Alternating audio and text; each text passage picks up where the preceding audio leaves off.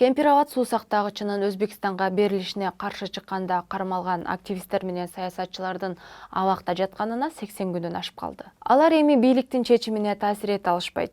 Суу сактагыч коңшу өлкөгө берилди, чечимди даттануу мүмкүн эмес. Камактагы активисттердин айрымдарынын ден соолугу солгундап, жакындары аларды үй камагына чыгарууну суранып жатышат.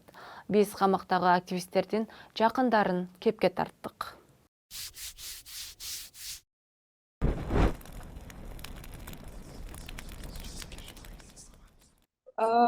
Саламатсыздарбы достор, менин атым Касиет Мамырбай, мен укук коргоочу Рита Карасартованын кызымын. Азыр Кемпир Абад суу сактагычы боюнча кармалган адамдар 80 күндөн бери абакта жатышат. 80 күндөн бери бир дагы алардын күнөөлүү экендигин далили көрсөтүлбөй эле, канчалаган мисалы 40 тергөөчүдөн турган топ бир дагы далил келтире элек. 2 сот болуп өттү, өкүндө тең сөзүн чыгарбай эле, жөн эле адвокаттардын бир дагы жөбөлөрүн укпай баарын жаап атышат. Бир нече жолу соц тармактарында талкалап, анан артыман да аңдоо жүргөн. Мен ал жөнүндө бир нече жолу жазгам. Артыман машинеде аңдып, анан аякы болуп өткөн митингден улам 4 адам жумушума чейин барып, ар бир баскан турганымды тартып атты. Мен эмне максатта кылып атканын билбейм, балким бирөө менен сүйлөшөбү, бир нерсе кылып калабы деген максат менен байкайт окшойт. Мен чын айтсам жөнөкөй эле кызмын, жөнөкөй эле жумушта иштейм, мындай туура эмес кылыктарым деле жок. Ошондуктан мен мисалы салыктары, башка адамдардын салыктары ушундай кереги жок балким жумуштарга кетип атканына өтө мындай тынчсыздандыруу жаратат да. Экинчисинен апамдын абалы жөнүндө айта кетейин дегем. Башында эле зоб менен ооруйм, кичинекей балам бар деп айтып аткан. Азыр атайын анализ тапшырып, биз байкадык, ТТГси ылдый түшүп кетти. ТТГ ылдый түшүп кеткени бул щитовидная железа чоңоюп, башкача зоб деп коет да азырынча. Ал деген күнүмкү таблеткаларын 3 эсе көбөйттү. Ошондо 3 эсе көбүрөөк доза ичип атат да. Бул деле өтө чоң кооптондуруу жаратат. Силерге айтып кетерим, көбүнчөлөр эле айтат, баары бир нерсеси бар да жөн эле отургузбайт да деп. Азыр ушу 22-жыл саясий куугунтуктоонун жылы болду окшойт да. Канча акындар отургузулуп атат, журналисттер отургузуп атат, целый медиалар жабылып атышат. Бул деген сөз эркиндигинде болгон өтө чоң кысым. Сөз эркиндигин негизи кысып жатканда биз баарыбыз эле билебиз. Мисалы Бакиев убактарын же Атамбаев убактарын мындай эч качан жакшылыкка алып келбейт. Эч качан. Биз дайыма эркин сүйлөп көнгөнбүз. Эркин элди эркин коюш керек да, баарын кыстырбайчы. Бул дайыма бир жаман бир нерсеге алып келиши мүмкүн. Саламатсыздарбы, менин атым Нурайым. Саясий туткундун Али Шабдан деген келинчеги болом. Али Шабдан азыр абакта 83 күн болду күнөөсүз жатканына. Азырынча экспертизага бир нече материалдар жиберилди деп айтып атат.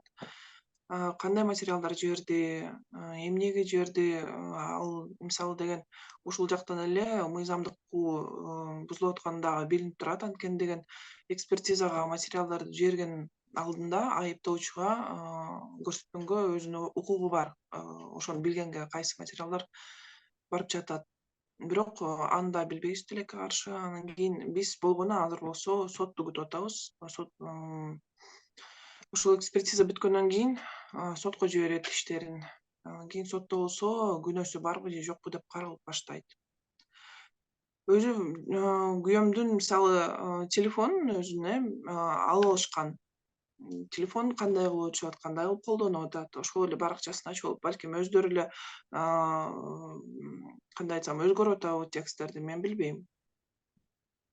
Эмнеге бербей атат мисалы андай телефонду? Ошолорда көп суроолор бар да, көп жоопсуз калып аткан. Андан кийин азыр болсо биз болгону азыр ошону күтүп атабыз, экспертизанын кандай заключениясы келет. Андан кийин сот кандай чечим чыгарат. Эгерде сот деген күнөөлүү деп чечим чыгарса деген, анда 7-10 жылга чейин бериш мүмкүн.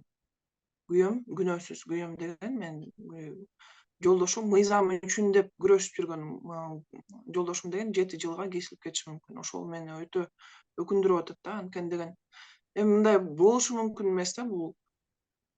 Негизи кандай айтсам, эми беспредел деген сөз өзү толук маанисин көрсөтө албай калды да болуп аткан окуялардын баары. Ошондуктан деген мен кайдыгер болбой чакырат элем элдерди. Коркпой өзүңөрдүн позицияларды айтып тургула, анткени деген бул нерсе аябай жаман туңгуйга эле алып келиши мүмкүн. Бул акындарды отургузуп атса, жөнөкөй активисттерди отургузуп атса, сөз эркиндигине аябай басым башталса, бул ар биринин башына тийиши мүмкүн. 4 айдан бери 26 активист, укук коргоочулар, саясатчылар, журналисттер алар мыйзамсыз 4 айдын ичинде камакта отурушат. Ар кандай кадамдар болду, ар кандай кадамдарга биз бардык, тынч акцияларына дагы чыктык, өзүбүздүн талаптарыбызды ушул бийликке, сотторго айттык. Кармалгандар дагы өз мындай кандайдыр нааразычылык акциясына жанагы ачкачылык жарыялап аябай ден соолугун мындай кандай десем жоготуп алды десек болот. Анткени бул ушу ачкачылык мындай нормалдуу жашоодо кармаган бул негизи эле оор. Абакта ачкачылык кармаган бул аябай оор деп ойлойбуз, эсептейбиз. Анан азыр деген айрым активисттер, айрым саясатчылар өз ден соолугун жоготуп алды. Бул деле негизи кандай десем, пытканын мындай кесепети деп ойлойбуз. Негизи биз жакындары, тарапташтары биз тынч акцияларына чыгып өз талаптарыбызды айта келип жатабыз. Садыр Жапаровго деле кайрылдык, өз талабыбызды айталы дедик. 2 жуманын ичинде бизге беле эртең келет, бүрсү күнү жолугабыз деп анын мындай жардамчылары айтып жүрүштү, бирок жыйынтыгына жете албадык. Анан мурда күнү биз дагы бир жолу митингге чыгып өз талабыбызды айтайын дегенбиз, бирок кандайдыр мындай одоно бузуулар менен ошол тарапташтарын, анан жакындарын милиция РОВДга алып кетти. Бул деген биз деле мындай кандай десем абсурд катары бааласак болот. Анткени мындай кандай десем абсурдка чейин эч кандай бийлик барган эмес да 30 жылдын ичиндечи. Ошон үчүн биз кандайдыр күрөшө беребиз. Анткени эркиндик үчүн, эркиндикти деген биз аябай баалайбыз. Эркиндикти үчүн күрөшүбүз керек.